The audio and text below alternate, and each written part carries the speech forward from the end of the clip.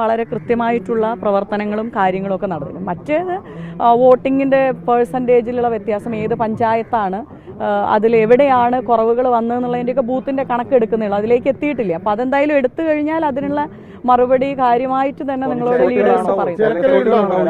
ആലത്തൂർ 2019 ഇരിക്കുന്ന മാധ്യമങ്ങളുടെ മുൻപിൽ 2019 പറഞ്ഞ പോലെ തന്നെ കോഴിക്കോട് നിന്ന് വരുമ്പം പറഞ്ഞത് ഇനിയുള്ള പൊതുപ്രവർത്തന കാലഘട്ടം ആലത്തൂർ പാർലമെന്റ് മണ്ഡലത്തിൽ തന്നെയാണ്. അപ്പം അതിനകത്ത് പെട്ട മണ്ഡലമാണ് ചേലക്കര.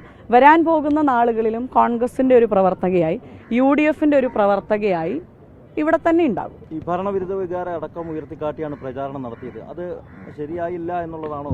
അതായത് ഭരണവിരുദ്ധ വികാരം മണ്ഡലത്തിൽ ഉണ്ടായില്ല എന്ന് തന്നെയാണോ? അല്ല, അങ്ങനെ ഒരു ഭരണ തുടർച്ചയ്ക്കുള്ള വോട്ടാണ്. ഇത്രയും വോട്ടിന്റെ ഒരു വേരിയേഷൻ അവർക്ക് ഉണ്ടാവില്ലല്ലോ.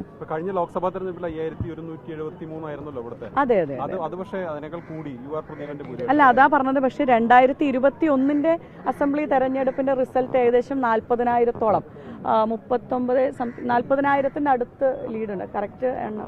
പക്ഷെ അതിൽ 1/3 നമുക്ക് കുറയ്ക്കാൻ സാധിച്ചു. നല്ല രാഷ്ട്രീയ പോരാട്ടം തന്നെയാണ് ചേലക്കരയിൽ നടത്തിയത്. പിന്നെ കഴിഞ്ഞ ഒരു 28 വർഷക്കാലം പക്ഷേ ഒരുപാട് അനുകൂല ഘടകങ്ങൾ, പ്രത്യേകിച്ച് ഭരണവിരുദ്ധ വികാരം 20,000-ലേക്ക് പിന്നെ രാഹുൽ മാങ്കൂട്ടത്തിന്റെ ഭൂരിപക്ഷം പോകുന്നു. പക്ഷേ ചേലക്കരയിൽ മാത്രം എന്തെങ്കിലും അല്ല, ചേലക്കരയിൽ നല്ല രാഷ്ട്രീയ പോരാട്ടം നമ്മൾ നടത്തിയിട്ടുണ്ട്. കാരണം പാർട്ടിയും സംവിധാനങ്ങളും ഒക്കെ, UDF സംവിധാനങ്ങളും സഹപ്രവർത്തകരുടെയൊക്കെ പ്രവർത്തനങ്ങൾ നല്ല രീതിയിൽ നടന്നിട്ടുണ്ട്. അപ്പം അതുതന്നെയാണ് ഈ 2021 കഴിഞ്ഞ 28 വർഷമായി 8 വർഷം ഈ സംസ്ഥാന ഭരണത്തിൽ ഇരിക്കുന്നവർക്ക് കഴിഞ്ഞ ഭരണ തുടർച്ചയ്ക്ക് 28 വർഷത്തെ ഒരു അടിസ്ഥാനപരമായിട്ട് പോകുന്ന ഇടങ്ങളിൽ ഒരു 39,000-40,000 കിട്ടിയിടത്ത് നമുക്ക് 1/3 കുറയ്ക്കാൻ സാധിച്ചു എന്നുള്ളത്. പിടിച്ചിട്ടുള്ള കുറെ വോട്ടുകൾ പാറ്റേൺ നോക്കുമ്പോൾ സ്വാഭാവികമായിട്ടും പഴയന്നൂർ, ചേലക്കര ഉൾപ്പെടെ 4,000 വോട്ടുകൾ സുധീർ പിടിക്കുന്നുണ്ട്.